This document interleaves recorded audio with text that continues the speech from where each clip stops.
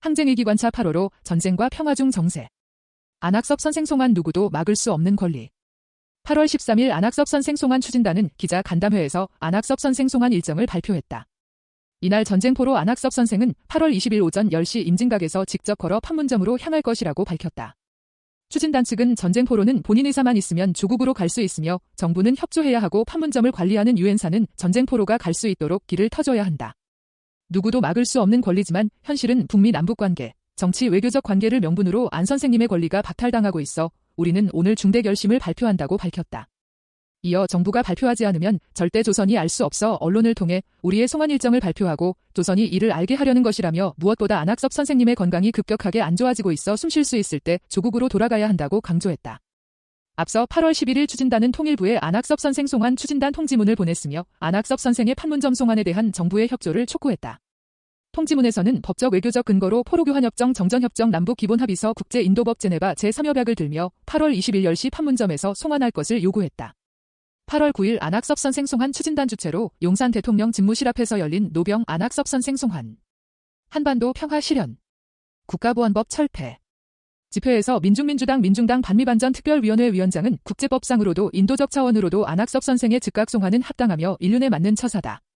통일부가 실무 검토를 하고 있다는 언론 보도가 이어지고 다양한 국내외 언론이 안학섭 선생을 인터뷰하고 있다. 내외의 뜨거운 관심은 안 선생의 송환 문제가 개인의 인권, 코리아 반도의 평화를 위한 긴절한 문제라는 것을 보여준다. 정부는 정치적 실리를 따지지 말고 조건 없이 안학섭 선생의 송환을 추진해야 한다고 촉구했다.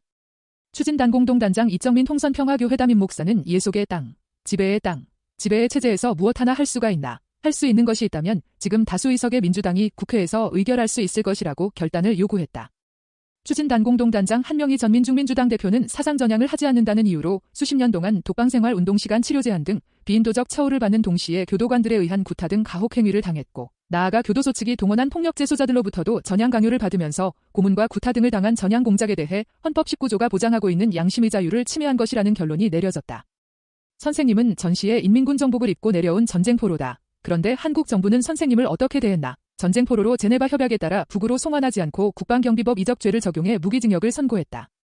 죽은 동지들 옆에 묻히고 싶다는 안학섭 선생님의 염원을 통일부와 이재명 정권은 무겁게 받아들여야 한다.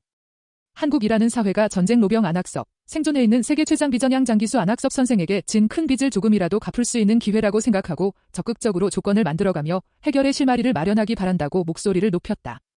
8월 20일 안학섭 선생은 판문점을 통한 조국 귀환을 시도했다. 오전 10시 전쟁포로 안학섭 노병 즉각 송환. 결의대회에서 안 선생은 23세 새파랗게 젊은 나이에 체포돼 물경 43년간을 모질고도 험한 감옥살이를 당해야 했다. 체포 당시 나는 조선민주주의 인민공화국구 4.1 부대분 대장으로서 마땅히 전쟁포로의 신분에 합당한 대우를 받았어야 했다. 나를 잡은 그들은 정규군이라는 신분을 무시하고 이적 간첩죄를 뒤집어 씌웠다. 노병 안학섭은 이제 조국에서 귀대보고를 마치고 눈을 감고 싶다고 밝혔다. 이어 전향 공작은 56년도부터 시작됐다. 고문을 견딘 근원은 내가 사람인데 너들한테 져. 도둑놈들한테 질 수는 없다. 이게 기본이었고 내 양심이었다고 수뢰했다.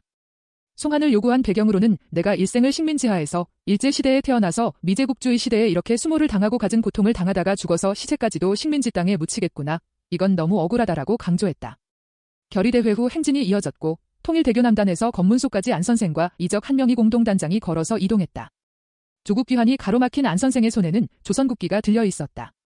안 선생은 병원으로 호송돼 안정을 취했다. 이후 통일대교 남단에서 열린 투쟁승리보고 대회에서 안 선생이 준비한 검문소와 발언문 조국은 나의 생명입니다가 대독됐다.